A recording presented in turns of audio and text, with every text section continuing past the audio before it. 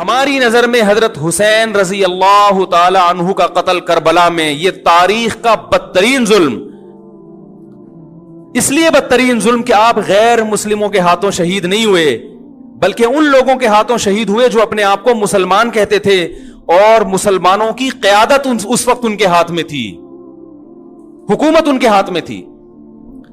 لیکن اس ظلم پہ اہل سنت والجماعت کے ہاں جو سنی ہیں، ان کے چاروں مکاتب فکر کے ہاں نہ رونے پیٹنے کی اجازت، نہ نوحہ کرنے کی اجازت، اور نہ میرے بھائی ماتم کرنے کی اجازت۔ تو جو کر رہا ہے ان کا فقہ ہے، ان کو فالو کرنے دیں، ان کی فیلڈ میں آپ ٹانگ نہ اڑائیں، ان سے جا کے بلا وجہ بحثیں نہ کریں، بولے بھائی ٹھیک ہے۔ دیکھو آج جو اتفاق پیدا کرنے کی کوشش کی جائے، میں بھی شیعہ سنی لڑائی کا ہرگز قائل نہیں ہوں، لیکن اتفاق کی ایسی کوشش کہ آپ کی پہچان ہی ختم ہو جائے، یہ اتفاق پائیدار نہیں ہوتا۔ اتفاق کا مطلب ہے لڑو مت، بس ایک دوسرے کا احترام کرو، معاملات ایک دوسرے سے صاف رکھو، ایک دوسرے کو گالی گلوچ مت دو، لڑو مت، اتنا اتفاق ہم بھی مانتے ہیں۔ ایک دفعہ مجھ سے کسی نے کہا کہ بھائی مسلمانوں میں اتحاد پیدا کرنے کے لیے ضروری ہے کہ ہم سب ایک دوسرے کے پیچھے نمازیں پڑھیں، سمجھ رہے ہیں؟ یعنی ہر فرقے کے پیچھے نمازیں پڑھیں۔ میں نے کہا یہ اتحاد کی یہ کوشش پائیدار نہیں ہے۔ اگر ایک آدمی کا خیال یہ ہے کہ یہ جو نماز پڑھ رہا ہے یہ میری تحقیق کے مطابق صحیح نہیں ہے، تو آپ اس کو زبردستی مجبور نہ کریں کہ وہ اس کے پیچھے نماز پڑھے۔ جیسے ہندو اور مسلمانوں میں اگر اتحاد پیدا کرنا ہو، میں ہندو مسلمانوں کی مثال شیعہ سنی پہ فٹ نہیں کر رہا، ایک خارجی مثال دے رہا ہوں بالکل، تو اس کا ایک طریقہ تو یہ ہے کہ بھائی لڑو نہیں آپس میں، وہ مندر جائے اور تم کہاں جاؤ؟ مسجد جاؤ۔ لیکن آپ ایسے شروع کر دیں کہ اگر ہندو نماز پڑھائے تو مسلمان اس کے پیچھے نماز پڑھ لیں، ایسا نہیں ہوگا بھائی، کیونکہ ہماری رائے کے مطابق پھر نماز ہوگی نہیں۔ تو اسی طرح کوئی مسلمان نماز پڑھا رہا ہے مگر اس کا فقہ یہ کہ وہ بغیر وضو بھی نماز کا قائل ہے، اس کا فرقہ یہ کہتا ہے، تو ہم اس کے پیچھے پڑھ لیں گے؟ ہے بھائی؟ نہیں پڑھیں گے۔ ہم بولیں گے بھائی ہماری رائے کے مطابق آپ کی نماز نہیں ہو رہی۔ اگر آپ کا فقہ یہ کہتا ہے کہ بغیر وضو بھی ہو جاتی ہے تو ٹھیک، آپ پڑھتے نا، ہم آپ کو نہیں چھیڑ رہے، لیکن ہماری تحقیق یہ کہ نہیں ہوتی۔ تو اسی طرح میرے بھائی اگر میرا کسی کے بارے میں عقیدہ ہو کہ یہ شرک کا مرتکب ہے اور میں اس کے پیچھے نماز نہ پڑھوں تو اس کو فرقہ واریت نہیں کہتے۔ سمجھ رہے کہ نہیں سمجھ رہے؟ ہاں لڑے نہیں، دنیا میں درجنوں نظریات کے لوگ ہیں، درجنوں فرقے ہیں، درجنوں مذاہب ہیں، آپس میں محبت سے رہیں۔ عبادت ہر شخص اپنے اپنے اخپل طریقے سے کرے گا۔ بہت دنوں سے اخپل کا لفظ نہیں آیا تھا۔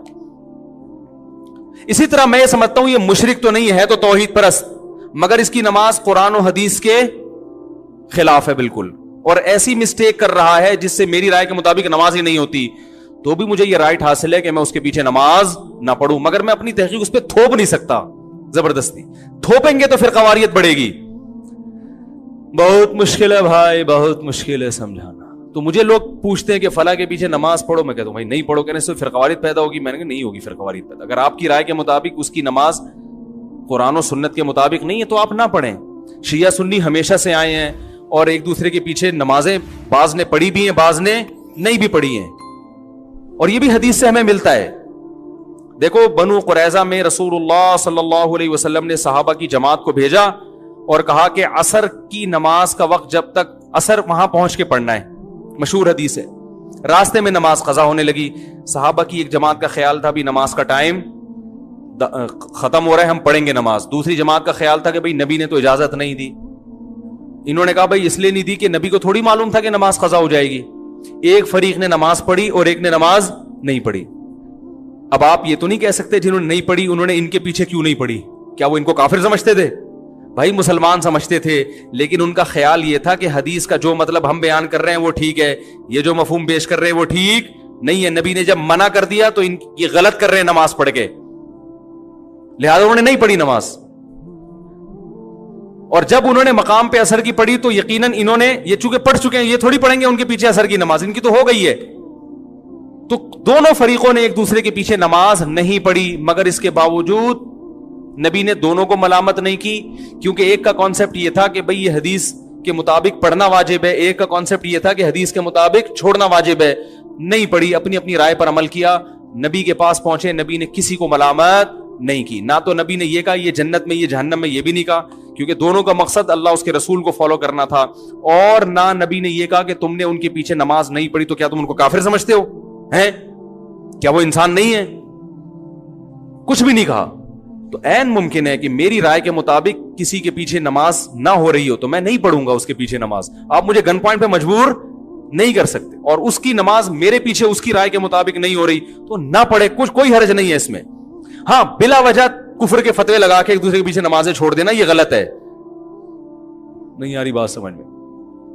بلا وجہ ذرا ذرا سی باتوں کو اچھال کے وہ اس کے پیچھے مسجدوں میں 2-2-3 جماعتیں ہو رہی ہیں، اس نے امام صاحب نے اس سے قرضہ لیا چونکہ واپس نہیں کیا تو اس کی رائے میں امام صاحب فاسق ہیں، لہذا دوسرا امام اپنے لیے الگ سے لے کر آ رہا ہے، ٹھیک ہے نا، وہ ان کے پیچھے پڑے گا. وہ یہ غلط ہے. بڑا اختلاف جہاں آئے گا تو وہاں نمازوں کو ہم اجازت نہیں دیتے. تو شیعہ اور سنی کا اختلاف چھوٹا نہیں ہے بلکہ بولو بھائی بڑا اختلاف ہے. ہم تمام صحابہ کو حجت سمجھتے ہیں، وہ حضرات اہل بیت کو زیادہ فوکس کرتے ہیں. جو ان میں معتدل ہے ان کی بات کر رہا ہوں، جو معتدل نہیں ہے جیسے ہم میں جو معتدل نہیں ہے تو ان میں بھی کچھ ہیں، تو یہ تو اعتدال سے ہٹے ہوئے لوگ تو ہر جگہ ہوتے ہیں. وہ جو ہے ان کی نماز کا طریقہ ہم سے بالکل ڈفرینٹ ہے. سمجھ رہے ہیں کہ نہیں سمجھ رہے؟ ابھی میں اس ڈیٹیل میں نہیں جاؤں گا، وہ آپ انہی کے علماء سے جا کے پوچھ لیں کہ بھئی آپ کے یہاں کیا کیا ہے. ہمارے مجھے اس سے بھی بحث نہیں ہے کہ وہ کیا کر رہے ہیں ہم کیا کر رہے ہیں. میں لڑنے کا قطن قائل نہیں ہوں. یہاں آتے ہیں شیعہ لوگ بھی آتے ہیں، مجھ سے ملتے ہیں، میں تمیز سے ملتا ہوں، چائے پلاتا ہوں، سر پہ ہاتھ بھی رکھ لیتا ہوں. بہت اچھا. شیعہ علماء سے بھی سلام دعا ہے ہماری، بیٹھتے ہیں بات کرتے ہیں. بھائی السلام علیکم. وعلیکم السلام. منڈی والان خالے دیغت میں خوندی کڑے دے چائے پیئے. وعلیکم السلام. لکم دینکم ولی دین. بھائی آپ جائیں امام بارگاہ میں نماز پڑھے، وہاں اپنی مسجد میں نماز پڑھے، ہم جا رہے ہیں اپنا جمعہ پڑھانے، ٹھیک ہے. تو یہ ہمیشہ سے ہوتا آ رہا ہے. فرقواریت پھیلتی ہے جب آپ ایک دوسرے کے خلاف غلط زبان. شیعہ صحابہ کو کھلے عام گالیاں دے گا، کوئی دے گا تو فرقواریت پیدا بولو نا بھائی ہوگی. پھر سنیوں کے جذبات بھڑکیں گے، پھر مار کٹائی دنگا مستی سب ہوگا. تو فرقواریت پہ کنٹرول کرنے کے لیے شیعہ علماء کی ذمہ داری ہے کہ وہ اپنی عوام کو ان صحابہ کو برا بلا بولنے سے منع کریں جن سے محبت ہمارے ایمان کا جز ہے، جن کے لیے کٹنا مرنا ہم اپنے ایمان کا حصہ سمجھتے ہیں. اور اسی طرح میرے بھائی یہاں سے اگر ان کے کسی ایسے شخص پہ الزام لگائے جو اس الزام سے بری ہے، بعض الزامات ایسے شیعوں کی ایسی جماعت پہ لگا دیے جاتے ہیں جو اس سے بری ہوتے ہیں، سبھی کو ایک لاٹھی سے ہانکنا شروع کر دیا جائے. میں نے بھی شیعوں کا مطالعہ کیا ہے اور کچھ شیعہ لوگوں سے جب میں ملا ہوں تو مجھے ایک چیز کا اندازہ ہوا کہ سب شیعہ کے وہ نظریات نہیں ہوتے جو ہم پہلے سمجھا کرتے تھے، سارے ایک جیسے نہیں ہوتے. ان میں بعض حضرات ایسے ہیں جو صحابہ کرام کو مانتے ہیں، امی عائشہ کو جنتی مانتے ہیں، ان کو زانی معاذ اللہ قرار نہیں دیتے. الحمد سے لے کے والناس تک والے قرآن ہی کو قرآن مانتے ہیں. ان میں کچھ لوگ ایسے ہیں، یہ مشاہدے پر مبنی حقیقت ہے. بعض لوگ کہتے ہیں اس کو کیا پتا، مشاہدے سے بڑی کوئی دلیل نہیں ہوتی، ٹھیک ہے نا. بعض لوگ کہتے ہیں توریہ کر رہا ہے. بھائی ہم ظاہر کے مکلف ہیں. کوئی شیعہ اگر زبان سے کہہ دے کہ میں ابو بکر کو مانتا ہوں، حضرت عمر کو مانتا ہوں، حضرت عثمان کو مانتا ہوں، تو شریعت نے ہمیں حکم دیا ہے زبان کا اعتبار کرو، اس کے باطن کو اللہ کے حوالے کر دو. تو اگر کوئی، لیکن پھر بھی میں کہوں کہ جو مانتے ہیں اس کے باوجود ہم ان کے مذہب سے متفق نہیں ہیں. میری جب جی ٹی وی پہ ٹاک ہوئی، بات چیت ہوئی شیعہ عالم کے ساتھ، تو میں نے پہلے یہ کہہ دیا کہ میں آپ کے مسلک کو ٹھیک نہیں سمجھتا. یعنی میں جو جوڑ کی بات کر رہا ہوں اس سے یہ کہیں نہ لوگ لے کے جائیں کہ میں شیعہ مذہب کو ہی درست سمجھتا ہوں. نہ میں نہیں سمجھتا. میں نے کہا جیسے آپ ہمارے مذہب کو درست نہیں سمجھتے، اس لیے کہ اگر میں آپ کے مذہب کو درست سمجھتا تو سوال پھر میں ہو کیوں نہیں جاتا وہ، اور اگر آپ میرے مسلک کو درست سمجھتے ہیں تو سوال پیدا پھر آپ سنی بن کیوں نہیں گئے. بھائی جب ایک چیز کو میں درست سمجھ رہا ہوں تو مجھے چاہیے نا کہ میں ہو جاؤں وہ. لیکن مار دھاڑ والا طریقہ غلط ہے. لیکن جب مسلمانوں میں مختلف مکتبہ فکر وجود میں آ گئے تو وہ ایک دوسرے سے فرق کیسے کریں گے؟ مسلم غیر مسلم سے کریں گے. اگر مسلم غیر مسلم سے کریں گے اس کا مطلب آپ دوسرے کو غیر مسلم مان رہے ہو. تو جب مختلف مکاتب فکر وجود میں آ گئے تو ان کا ایک دوسرے سے فرق کرنے کے لیے اسلام کے علاوہ کوئی اور نام دینا پڑے گا. ایک آسان سی مثال دے دیتا ہوں. ہندوستان میں فرقے نہیں تھے تو کچھ لوگ تیجا چالیسواں کرتے تھے, کچھ تیجا چالیسواں نہیں کرتے تھے. اب لوگوں نے تو فرق کرنا ہے نا, تو لوگوں نے اپنی آسانی کے لیے نام دے دیا کہ یار جو نہیں کرتے ان کا تعلق زیادہ تر دیوبند کے مدرسے سے ہے, تو لوگوں نے ان کو ہائی لائٹ کر دیا کس نام سے؟ دیوبندی کے نام سے. یہ پبلک کا دیا ہوا نام ہے. اور جو تیجے 40 میں کرتے تھے وہ ایک مکتبہ فکر تھا, ان کے پاس ان کے اپنے دلائل تھے, ان سے چاہے ہم متفق ہوں یا نہ ہوں لیکن انہوں نے کچھ بنائے دلائل, ان کی رائے تھی. تو جب وہ لوگ بڑی تعداد میں آ گئے اور وہ ربیع الاول میں یہ سب کچھ کرنے لگے جو وہ کرتے ہیں, تو ایک مکتبہ فکر تھا تو لوگوں نے اس کا نام کیا کر دیا؟ کیونکہ ان کا تعلق زیادہ تر بریلی سے تھا تو لوگوں نے خود کیا کہنا شروع کر دیا؟ بھائی یہ بریلوی ہے. اب اگر آپ کہیں نہیں ہم سب مسلم ہیں تو اس کا مطلب یہ ہوا کہ جو تیجے 40 میں نہیں کر رہے وہ بریلویوں سے فرق کے لیے لوگ ان کو نام دے مسلم. اس کا مطلب خود بخود مان لیا کہ جو تیجے کر رہے ہیں وہ غیر مسلم ہیں. اس سے فرقہ واریت کم ہوگی یا بڑھے گی؟ وہ کہے گا یار ہمیں تم نے غیر مسلم بنا دیا. تو مسلمانوں کے آپس میں جب ڈفرینس ہوگا نا تو اس میں فرق کے لیے یہی نام دیے جائیں گے. اب جو لوگ کہتے ہیں میں نہ دیوبندی نہ بریلوی نہ اہل حدیث نہ فلانا نہ ڈمکانا, تو ہم ان سے کہتے ہیں پھر آپ کا نظریہ کیا ہے, آپ کی سوچ کیا ہے؟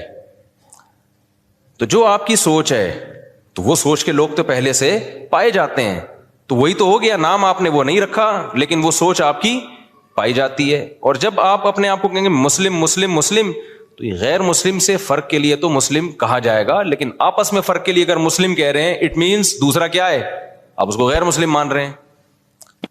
اور آسان کر دیتا ہوں پھر یہ چلتا ہوں آگے. یہ بہت زیادہ فرقے آج کل یہ لفظ بہت زیادہ چلایا جا رہا ہے. اس کے نام پہ فرقے کم نہیں ہو رہے, بنائے جا رہے ہیں. فیکٹریاں لگا دی ہیں فرقے بنانے کی. اب بہت سے لوگ کہتے ہیں ہمارا کوئی فرقہ نہیں ہے, حالانکہ اسلام میں سب سے پہلے 2 بڑے فرقے وجود میں آئے ہیں. یہ تو بعد کے ہیں نا, کسی نے بریلویت کا نام دے دیا, نام بعد میں آئے ہیں. یہ جو سوچ تھی وہ تو بہتوں کی ہمیشہ سے رہی ہے, جو نظریے تھے سب سے پہلے جو وجود میں آئے, جو آج تک قائم ہے ان کی بات کر رہا ہوں. وہ شیعہ اور سنی وجود میں آئے ہیں. شیعہ حضرات کا جو بیسک دعویٰ ہے پنج تن پاک, اہل بیت کو اور حضرت علی کو دیگر اصحاب رسول پہ فضیلت دینا, ان کے اپنے اصول ہیں, وہ ان اصولوں پر عمل پیرا ہیں. وہ 2 نمازیں ہمیشہ اکٹھی پڑھتے ہیں. وہ 3 طلاق کو ایک بھی نہیں مانتے, کچھ ایک مانتے ہیں کچھ ایک بھی نہیں مانتے. حضرت عمر رضی اللہ تعالیٰ عنہ کے فیصلوں کو بالکل لفٹ نہیں کراتے, تبھی وہ متع کو بھی جائز سمجھتے ہیں. ان میں بڑے فرق تھے ان کے اندر اور سنیوں کے اندر. ان کا عقیدہ بھائی 11 امام ہے 12 امام ہے, وہ امام کو بھی بہت زیادہ امام کو درجہ دیتے ہیں وہ. تو جو یہ عقیدوں کے حامل نہیں تھے, جن کا یہ عقیدہ تھا نہیں بھائی قرآن حدیث اور صحابہ خلفائے راشدین کو بھی ویلیو دینی ہے, تمام صحابہ کو ماننا ہے, ہر نماز اپنے ٹائم پہ پڑھنی ہے. سفر میں تو اختلاف ہے اہل سنت والجماعت میں آپس میں, لیکن جب حضر میں ہوں گے تو ہر نماز اپنے ٹائم پہ ہوگی. متع حلال نہیں ہے, 3 طلاقیں 3 ہوتی ہیں. تو جن کا یہ کانسیپٹ تھا ان کو کیا کہا جانے لگا؟ اہل سنت والجماعت. حالانکہ آپ کہتے نہیں جی ہم فرقوں میں نہیں پڑھیں گے, یہ مسلم ہیں, اس کا مطلب آپ نے ان کو کیا مان لیا؟ غیر مسلم. اگلا قبول کر لیتا اس نعرے کو؟ وہ کہتا ہے بھائی ہم وہ تو کہہ رہے ہیں ہم تو مسلم ہیں. وہ تھوڑی آپ اس کو 100 دفعہ غیر مسلم کہیں, اگلا ایکسیپٹ کرنے کے لیے تیار نہیں ہے. تو علماء نے کیا کیا بھائی ٹینشن سے بچنے کے لیے کہ بھائی 2 مکاتب فکر ہیں, ایک کو اہل سنت والجماعت کہا جاتا ہے اور ایک کو شیعہ کہا جاتا ہے. پھر اہل سنت والجماعت کو شارٹ فارم میں سنی کہا جانے لگا. میں نے کہا نا زبان جو ہے وہ پرواہ نہیں کرتی ہے, زبان آٹومیٹیکلی وجود میں آتی ہے. لوگ جس چیز میں آسانی دیکھتے ہیں اس کو خود وضع کرتے ہیں. جو زبان کے الفاظ ہیں ان کو وضع کسی ادارے میں نہیں کیا جاتا, وہ آٹومیٹیکلی لوگوں کی زبان پہ. ابھی آج کے نا پروگرام تو بڑھ گیا, چل رہا ہے نا مارکیٹ میں, اب یہ کسی نے بیٹھ کے بنایا ہے, اب ہر جگہ یہ وڑ گیا کا لفظ. اب اصل وڑ گیا کہ جو بھی مطلب ہو, اصل وڑ گیا. مجھے کل کسی نے کہا یہ وڑ گیا بہت برا لفظ ہے, اس کا تو یہ مطلب ہے, اس کا تو وہ مطلب ہے, یہ وڑ گیا کا لفظ. میں نے کہا جو بھی مطلب ہے ابھی یہ نہیں ہے, ابھی وہ مطلب ہے جو مارکیٹ میں چل رہا ہے. اڑ گیا کا مطلب بیڑا غرق ہو گیا پروگرام کا.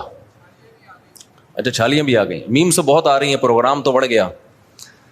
میں شہد لینے گیا تو میں چٹان کے اوپر چڑھا ہوا تھا نا, بہت ہائٹ پہ, ایک یعنی 1000 فٹ بلندی پہ شہد کے لیے میں بلوچستان کے پہاڑ پہ چڑھا. شہد کا چھتا میں نے کہا اپنے ہاتھوں سے کاٹوں گا میں, شوق ہے ہمیں اس طرح کی حرکتوں کا. اب بہت اوپر ہم چڑھ گئے, پھسلنے کا خطرہ تھا, دھڑام سے نیچے آتا. تو جب چھتا کاٹ رہا تھا میں نے کہا ایسا نہ ہو کہ پروگرام تو اڑ نہ جائے کہیں, پاؤں پھسلے اور پروگرام لوگ کہیں پروگرام تو اڑ گیا, کیونکہ ویڈیو بھی بن رہی تھی. تو اب آپ لوگوں کو سمجھاؤ نہیں بڑھ گیا, ایکچولی بہت اس کے برے معنی ہیں اور فلانا ہے. او بھائی کسی کا ذہن اس برے معنی کی طرف نہیں جا رہا. تو زبان بالکل نیچرل وے میں وجود میں آتی ہے اور اس کو جیسی ہے ویسے ہی رہنے دینا چاہیے, اس کو چینج نہیں کیا جا سکتا. تو اب بالکل ایسا ہی ہے کہ جو اہل سنت والجماعت تھے, شارٹ میں لوگوں نے ان کو کیا کہنا شروع کر دیا, سنی. اب آپ یہ کہیں میرا کوئی فرقہ نہیں ہے, میں کسی فرقوں کو نہیں مانتا, میں صرف مسلمان ہوں, تو لوگ آپ سے پوچھیں گے کہ بھائی آپ شیعہ ہو یا سنی ہو. وہ کہ میں شیعہ سنی کو نہیں مانتا, میں مسلم ہوں. میں کیا ہوں, خالص مسلم. تو اگلا پوچھے گا نا کہ آپ کے عقیدے کیا ہیں, آپ حضرت علی کو دیگر صحابہ پہ فضیلت دیتے ہو, آپ متع کو جائز سمجھتے ہو. وہ کہ نہیں. اسے کہا جائے آپ ہر وقت 2 نمازیں اکٹھے کرنے کے قائل ہو, ظہر ہمیشہ جیسے شیعہ لوگ پڑھتے ہیں. وہ کہے گا نہیں. تو اسی کو تو سنی کہا جاتا ہے جو یہ کام نہیں کرتے. آپ سب صحابہ کو مانتے ہو, ہاں جی مانتا ہوں. تو یہی تو سنی ہے, انہی کو تو سنی کہتے ہیں. کہ نہیں میں سنی نہیں, میں مسلم ہوں. تو بھائی جو عقیدے آپ کے ہیں ان شارٹ اس کو سنی کہا جاتا ہے. تو اس میں کیا تکلف ہے منہ سے پھوٹ دو کہ میں سنی ہوں, مان رہے ہو انہی عقیدوں کو. تو اسی کے تو لوگوں نے آسانی کے لیے ان شارٹ کیا کہنا شروع کر دیا, سنی کہنا شروع کر دیا. اب آپ اس لیے نہیں کہہ رہے اپنے آپ کو سنی کہ میں فرقے کی چھاپ نہیں لگانا چاہتا. بھائی چھاپ لگانا چاہو یا نہیں چاہو, پبلک جو ان عقیدوں کا حامل ہوتا ہے پبلک اس کو سنی ہی سمجھتی ہے. تو آپ بول دو میں سنی ہوں, کچھ نہیں ہوتا اس سے, کوئی قیامت نہیں آ جائے گی. ایسے موقع پہ بلا وجہ نہیں چیختے پھرو کہ میں سنی ہوں, میں فلانا ہوں, میں ڈمکانا ہوں, میں یوں ہوں. جب ضرورت پڑے تو کہا جا رہا ہے نا, بلا وجہ تھوڑی ہائی لائٹ کیا جا رہا ہے. اور آسان مثال, بر صغیر میں جب احمد رضا خان بریلوی آئے اور انہوں نے وہ بہت زیادہ اس کا پرچار کیا, خاص جو ان کے مخصوص عقائد تھے وہ صحیح تھے غلط تھے, اس پہ بحث میں تو میں جا ہی نہیں رہا. اس کے بعد ایک خاص مکتبہ فکر وجود میں آیا کہ بھائی ربیع الاول کو عید کا دن کہنا ہے اور تیجا کرنا ہے, 40واں کرنا ہے, جو بھی کر رہے ہیں وہ ایکٹیویٹیز. اب کیا ہوا کہ جب یہ ایکٹیویٹیز بڑھی ہیں تو لوگوں نے کہا یہ والے جو لوگ ہیں نا, کچھ لوگ یہ چیزوں کو مانتے ہیں اور کچھ لوگ ان چیزوں کو بولو نہیں مانتے. تو لوگوں نے جو نہیں مانتے تھے ان کو دیوبندی کہنا شروع کر دیا, جیسے ہم لوگ نہیں مانتے, ہمارے اکابر بھی نہیں مانتے تھے. تو لوگوں نے کہا کہ یار یہ جو مکتبہ فکر ہے نا, ان کا تعلق زیادہ تانے بانے ان کے دیوبند مدرسے سے جا کے ملتے ہیں. تو چاہے اب تانے بانے دیوبند سے ملیں یا نہ ملیں, بر صغیر میں صرف دیوبند کا مدرسہ تھوڑی تھا, لاکھوں ہزاروں مدرسے تھے. چاہے جس مدرسے سے بھی فارغ ہو, چاہے وہ دیوبند کا نہ بھی ہو, پبلک نے اس کو کیا کہنا ہے, دیوبندی. کیونکہ پبلک آسانی دیکھ رہی ہے نا, آسانی دیکھ رہی ہے, اس کی ڈیپ میں نہیں جاتی, زبان میں نہیں اتنی ڈیپ میں جایا جاتا. لوگ کہتے ہیں یار ان شارٹ بتاؤ کیا ہو تم. اور جو لوگ یہ کام کر رہے تھے ان کو پبلک نے کیا کہنا شروع کر دیا, بھائی بریلوی کہنا شروع کر دیا. اب آپ کے ہاں کوئی بندہ رشتہ لے کر آیا اپنی بیٹی, آپ کی بیٹی کے لیے, بیٹھا ہوا ہے سامنے, چائے رکھ دیا آپ نے, ڈبو کے بھی نہیں کھا رہا, اس کو پتا ہے رشتہ ٹوٹنے کا خطرہ ہوتا ہے, ایٹیٹیوڈ کے خلاف ہے یہ ڈبو کے کھانا نا, تمیز سے بیٹھا ہوا ہے. آپ لوگ کیا تھے کہ آپ تیجا بھی کرتے ہیں, 40واں بھی کرتے ہیں, عرس بھی مناتے ہیں, قوالیوں میں بھی جاتے ہیں. آپ کا ایک یہ سوچ ہے, آپ کو رشتہ اسی قسم کا چاہیے. میں سمجھا پا رہا ہوں, ادھر توجہ میری طرف. آپ کو رشتہ چاہیے اسی مزاج کا. تو آپ لڑکے سے ان شارٹ کیا پوچھو گے کہ آپ مسلم ہو یا غیر مسلم, یہ پوچھو گے. اگر آپ نے پوچھ لیا کہ بیٹا آپ ہمارا کوئی فرقہ نہیں ہے, ہم دیکھنا چاہتے ہیں آپ کی سوچ کیا ہے, ہم صرف مسلم ہیں, تو بیٹا آپ مسلم ہو یا غیر مسلم. وہ کیا کہے گا, میں کوئی ہندو عیسائی چمار لگ رہا ہوں آپ کو, وہ شرم نہیں آتی آپ کس طرح کے سوال پوچھ رہے ہیں مجھ سے. بولو نا کیا ہو گیا, یہی کہے گا نا وہ. وہ جواب میں کہتے دیکھو بیٹا ہم فرقوں کو تو مانتے نہیں, ہم تو یہ مانتے نہیں دیوبندی, بریلوی, اہل حدیث اور شیعہ سنی. بیٹا یہ سب چیزیں یہ تو منجن ہے, منجن. یہ کیا ہے؟ یہ فرقوں کے منجن ہیں. بیٹا ہم سمپل مسلمان ہیں, آپ بتاؤ کیا ہو, آپ مسلمان ہو یا نہیں؟ اگلا کہے گا انکل ختنے دکھا دوں کیا میں آپ کو؟ میں مسلمان ہوں تو مسلمان گھرانے میں آیا ہوں نا. کس طرح کی باتیں کر رہے ہیں آپ؟ آپ بھی مسلمان ہیں, ہم بھی مسلمان ہیں. تو اب آپ یہ بتائیں کہ مسلمانوں میں آپ کا مکتب فکر کیا ہے, کس سوچ کے حامل ہیں آپ کی سوچ کیا ہے, آپ کے اصول اور ضابطے کیا ہیں؟ آپ تیجے 40 میں کرتے ہیں؟ کہے گا ہاں بیٹا. آپ عرس پہ جاتے ہیں؟ ہاں بیٹا. آپ نبی کو حاضر ناظر سمجھتے ہیں؟ ہاں بیٹا. اچھا تو آپ بول دینا منہ سے ان شارٹ کے ہم بریلوی ہیں. گھنٹہ میرا پی گئے آپ بیٹھ کے. اور لڑکی والے بھی لڑکے سے یہ پوچھیں گے کہ بیٹا ان شارٹ آپ بتاؤ. اچھا لڑکا الٹے سوال پوچھ رہے آپ مسلم ہیں؟ میں صرف مسلم ہوں, آپ بتائیں مسلم ہیں. وہ دیں گے رشتہ؟ بولے گا پتہ نہیں کس قسم کا آدمی, ہم کہتے ہندو لگ رہے ہیں ہم تجھے شکل سے کیا. تو وہ بھی ان شارٹ پوچھیں گے بیٹا آپ دو بڑے مکتب فکر بر صغیر میں چل رہے ہیں, کچھ تیجے 40 میں کو مانتے ہیں, کچھ تیجے 40 میں کو نہیں مانتے. تو جو نہیں مانتے ان کو دیوبندی کہا جاتا ہے. لوگوں نے اپنی آسانی کے لیے نام دیا اور سوسائٹی نے اس کو ایکسیپٹ کر لیا اس نام کو, اور جو کرتے ہیں ان کو بریلوی کہا جاتا ہے. تو ان شارٹ آپ بتا دو کہ آپ دیوبندی ہو یا بریلوی ہو. وہ اگر کہتے میں بریلوی, چل بھائی ٹھیک, رشتہ ڈن ڈنا ڈن. اگر وہ کہتے کہ میں دیوبندی ہوں تو بھائی پتلی گلی سے نکلو. سمجھ رہے ہو؟ ناموں کی بات کر رہا ہوں میں. ہاں بلا وجہ اپنا نام ہائی لائٹ کرنا. اچھا ایک اور اس میں ہم اہل حدیث کو بھی اس میں لے لیتے ہیں. اہل حدیث کیا ہے؟ جب شیعہ سنی دو فرقے بڑے وجود میں آئے, جن کا ابھی تک فرقے تو بہت سارے بنے تھے, بہت سارے تو ختم ہی ہو گئے, کیونکہ جو باطل چیزیں زیادہ پنپتی نہیں ہے, اور پنپتی بھی ہے تو ایک جگہ قائم نہیں رہتی. آپ اگر 1200 سال پہلے کے شیعہ کو دیکھ لیں تو الگ تھے, 200 سال بعد والے الگ, آج الگ. تو وہ بہت یعنی ایک جگہ نہیں. آپ اہل سنت والجماعت کو دیکھیں گے نا تو جو 1200-1300 سال پہلے تھے آج بھی اسی ٹریک پر ہیں وہ. خاص طور پر جو ان چاروں مکاتب فکر کو فالو کرتے ہیں, حنفی, مالکی, شافعی, حنبلی, ان کے اصول 1300 سال پہلے لکھ لیے گئے تھے, مسائل بھی لکھ لیے گئے تھے, تو اب اس سے ہٹتے نہیں ہیں یہ.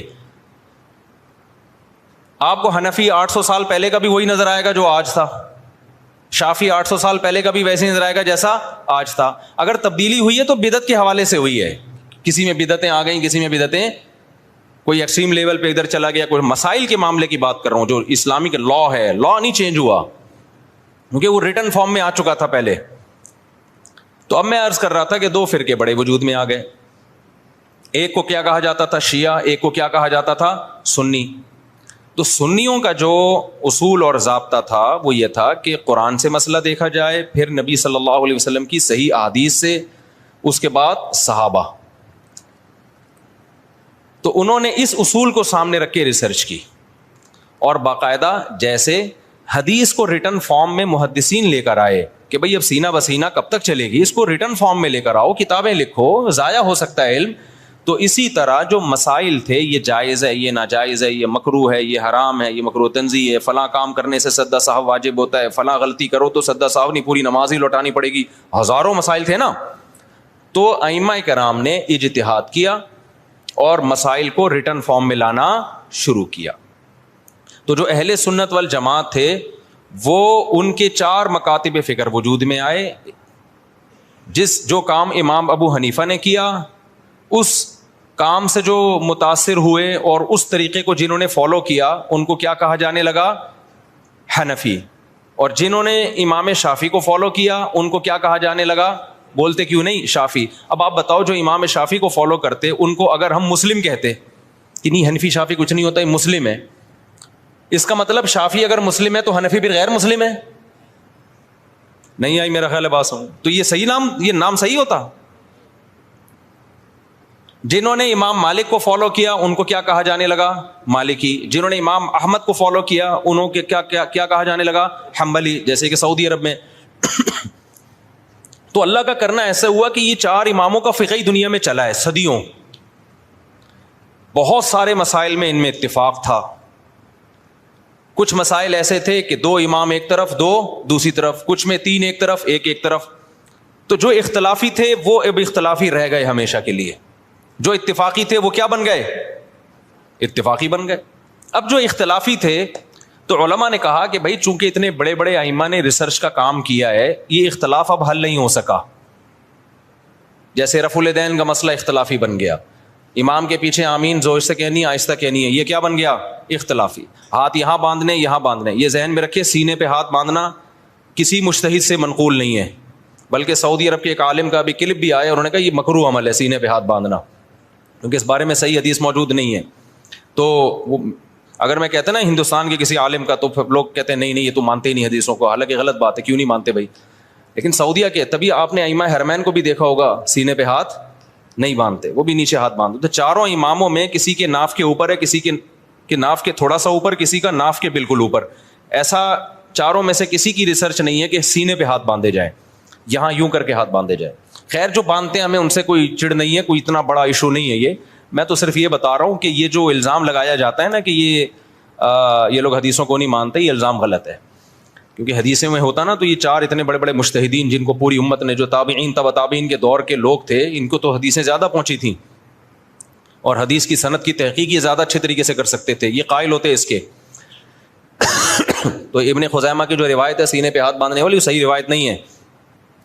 مصیبت آج کل یہ ہے کہ آپ کا جو مذہب ہوتا ہے آپ وہ حدیث کو لازمی صحیح کہنا ہے مارکیٹ میں جو چل رہا ہے, اور جو مخالف کی دلیل ہے وہ لازمی کیا ہے, پہلی نظر میں ہی ضعیف ہے. یہ چل رہا ہے مارکیٹ میں. خیر, تو ان چاروں اماموں میں جب اختلاف کچھ باقی رہ گیا تو امت کے بڑے بڑے علماء نے فتویٰ دیا کہ بھائی اب یہ اختلاف ختم کرنا ممکن بولو نہیں ہے, کیونکہ صحابہ میں یہ اختلاف تھا. کوئی یہاں ہاتھ باندھتا, کوئی ہاتھ چھوڑ کے نماز پڑھتا. صحابہ میں صحیح حدیث سے ثابت ہے ایک صحابی ہاتھ چھوڑ کے نماز پڑھتے تھے, اور یہ بھی ثابت ہے صحیح سند سے کہ مدینہ والے ہاتھ چھوڑ کے نماز پڑھتے تھے. تو امام مالک نے کہا کہ بھائی مدینہ والے جب ہاتھ چھوڑ کے نماز پڑھ رہے ہیں تو نبی کی آخری نماز تو انہوں نے دیکھی ہے, تو میں ہاتھ چھوڑ کے نماز کے قائل ہوں. ٹھیک ہے, ہاتھ باندھنے والی حدیثیں ہیں لیکن وہ پرانے زمانے کی ہیں. مدینہ کس کو فالو کر رہا ہے؟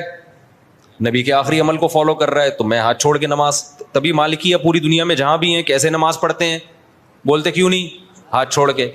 اب کبھی ہمیں ہاتھ چھوڑا ہوا بندہ نظر آ جائے نماز پڑھ رہا ہے تو ہمیں اشکال ہوتا ہے یار ساری دنیا تو ہاتھ باندھ کے نماز پڑھ رہی ہے, یہ کیوں چھوڑ رہا ہے. تو ہم بجائے اس کے کہ بولیں یہ مسلم ہے یا میں مسلم ہوں, تو کیا مطلب وہ غیر مسلم, وہ ہندو ہے وہ. تو ان شارٹ ہم کیا کہتے ہیں, یہ فقہ مالکیہ کو فالو کرتے ہیں. یہ کیا کرتے ہیں بھائی, یعنی مالکی ہیں. یہ کیا مطلب, یہ امام مالک کی جو تحقیق ہے اس کو زیادہ اس پر اعتماد کرتے ہیں. حدیثوں میں تو سب کچھ ملے گا آپ کو, جب سب کچھ ملے گا تو کسی نے ایک حدیث کو ترجیح دی دوسری میں تعویل کی, کسی نے دوسری کو ترجیح دی اس والی حدیث میں تعویل کی. میں سمجھا پا رہا ہوں اپنی بات. اور یار بہت سے نئے لوگ آ جاتے ہیں تو پرانی مثال دوبارہ ریپیٹ کر دیتا ہوں تاکہ یہ ٹاپک منجی ٹھک جائے, اس ٹاپک کی ایک دفعہ کمپلیٹ ہو جائے. پروگرام بڑے نہیں. دیکھو نبی صلی اللہ علیہ وسلم نے بنو قریظہ کی طرف, بخاری مسلم کی حدیث ہے, ایک لشکر کو روانہ کیا. خوب غور سے سننا تاکہ یہ فرقواریت کے نام پہ جو گند پھیلایا جا رہا ہے نا معاشرے میں, پہلے فرقواریت پھیلائی جا رہی تھی لیکن صاف پتہ چلتا تھا یہ فرقہ پرست ہے. اب لیبل لگایا جا رہا ہے اتحاد امت کا, لیبل چینج کر دیا لیکن فرقواریت پہلے سے زیادہ پھیلائی جا رہی ہے. لیبل چینج ہو رہا ہے اب خالی, یعنی اس طریقے سے پھیلائی جا رہی ہے کہ سانپ بھی مر جائے اور لاٹھی بھی نہ ٹوٹے. تو دیکھو نبی صلی اللہ علیہ وسلم نے بنو قریظہ کی طرف لشکر روانہ کیا. صحابہ کرام کا توجہ ہے نا آپ کی میری طرف. جب لشکر روانہ کیا تو آپ صلی اللہ علیہ وسلم نے صحابہ سے فرمایا کہ تم میں سے کوئی عصر کی نماز اس وقت تک نہ پڑھے جب تک بنو قریظہ نہ پہنچ جائے. اب صحابہ کے پاس اس سے زیادہ صحیح حدیث کوئی ہو سکتی تھی؟ اس کی تو کوئی سند بھی نہیں ہے, ڈائریکٹ سن رہے ہیں نبی کے زبان اقدس سے. جتنے بھی صحابہ تھے نبی نے سب کو کہا عصر کی نماز جب تک بنو قریظہ نہ پہنچ جاؤ تمہیں پڑھنے کی اجازت. جملہ کمپلیٹ کریں نہیں ہے. اللہ کی قدرت کے جب راستے میں وہ گئے ہیں تو نماز قضا ہونے لگی, دیر ہو گئی ان کو مقام تک پہنچنے میں. اب صحابہ